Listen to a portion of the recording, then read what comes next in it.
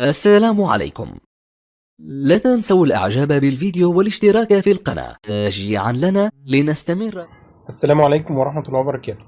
بعد قليل وفي 10 مساء تقام مباراة ليفربول وأتلتيكو مدريد في دوري أبطال أوروبا في المرحلة الأولى من الدوري أبطال أوروبا. اللقاء سيقام في 10 مساء ويذاع على بين سبورت 3 HD. لقاء طبعا مهم جدا لليفربول في بداية مرحلة دوري أبطال أوروبا، اللي نفسه طبعا فيها صلاح يحصل عليه للمرة الثانية عشان كمان تساهم في فوزه بالكرة الذهبية. صلاح عنده أرقام ممكن يحققها في المباراة دي، رقم قياسي جديد يتفوق ويصبح ثاني أكثر الهدافين في ليفربول في دوري أبطال أوروبا. بالنسبة للقاءات الفريقين السابقة، ليفربول فاز مرتين، مرة 3-0 ومرة 3-2، ومرة في انجلترا ومرة كانت في اسبانيا، وفي مرتين خسر فيهم ليفربول وفاز اتلتيكو مدريد.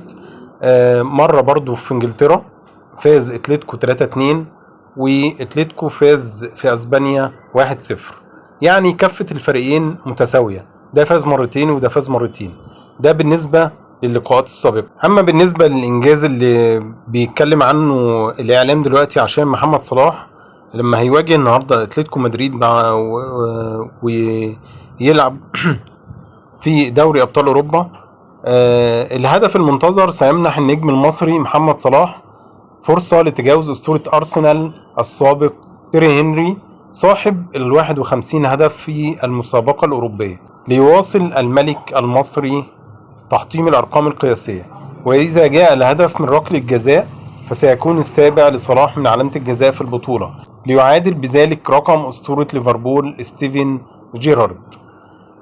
كده هو على مستوى الدوري الانجليزي هو يعتبر تاني واحد في الهدافين التاريخيين في دوري ابطال اوروبا. الارقام بتجري ورا صلاح، لان كل ما هو بيستمر في الدوري الانجليزي بيحطم ارقام جديدة.